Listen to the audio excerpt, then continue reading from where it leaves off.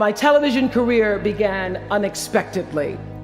That was when I was 16 years old in Nashville, Tennessee, and you had the requirement of having to have red hair in order to win up until the year that I entered.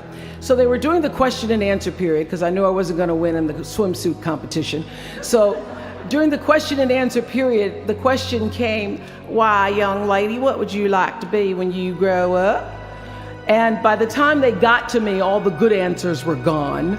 So I had seen Barbara Walters on the Today Show that morning, so I answered, "I would like to be a journalist.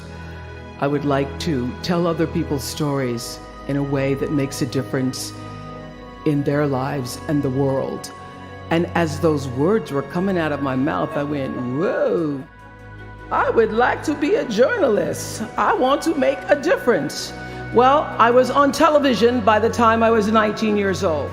And in 1986, I launched my own television show with a relentless determination to succeed. At first, I was nervous about the competition, and then I became my own competition, raising the bar every year, pushing myself as hard as I knew. Eventually, we did make it to the top.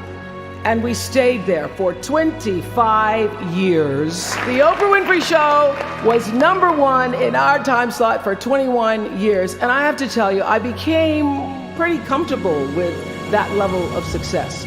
But a few years ago, I decided, as you will at some point, that it was time to recalculate, find new territory, break new ground.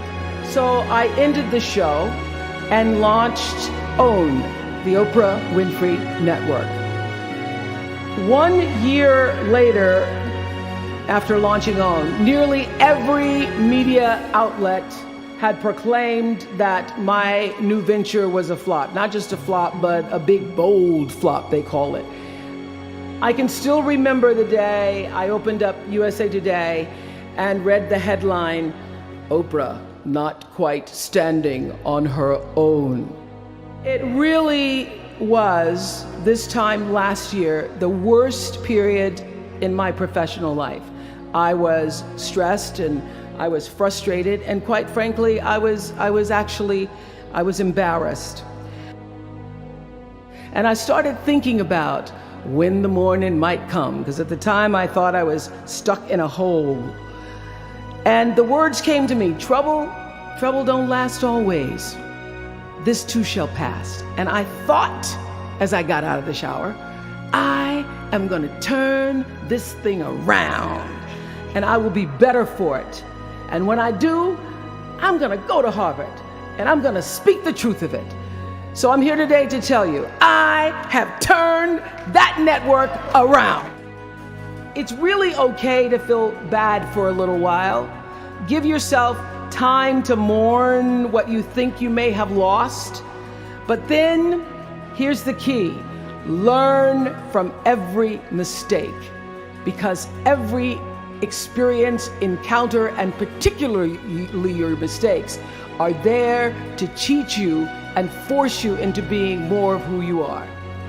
And then figure out what is the next right move. And the key to life is to develop an internal, moral, emotional GPS that can tell you which way to go.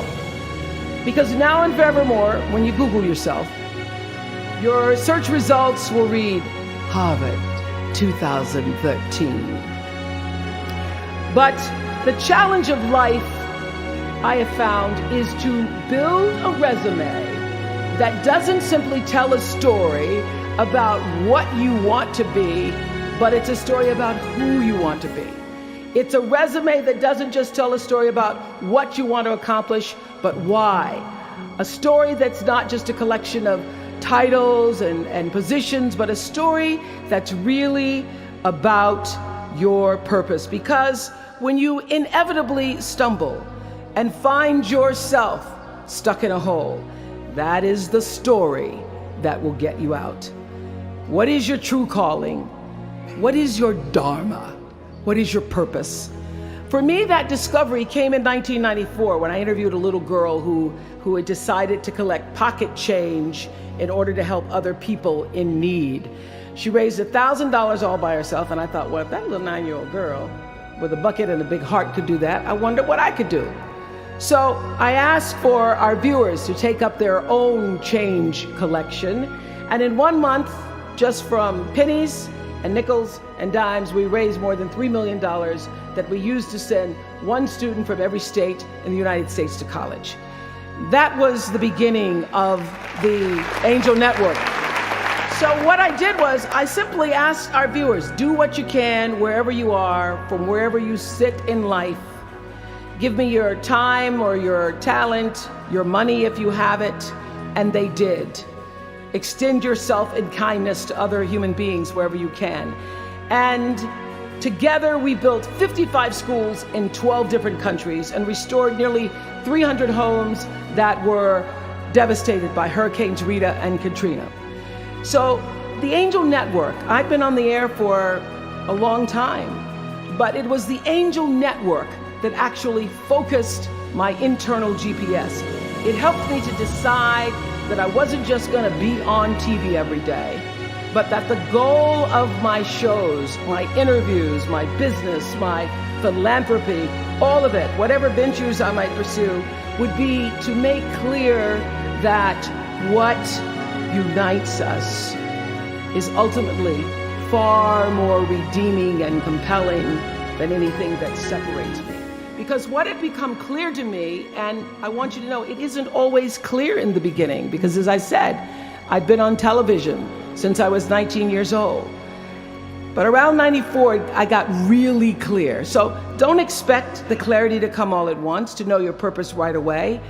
But what became clear to me was that I was here on earth to use television and not be used by it, to use television to illuminate the transcendent power of our better angels. So this Angel Network, it didn't just change the lives of those who were helped, but the lives of those who also did the helping.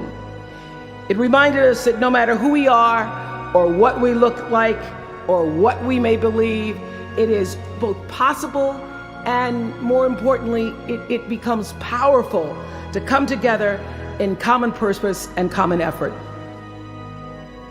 From time to time, you may stumble, fall. You will for sure count on this.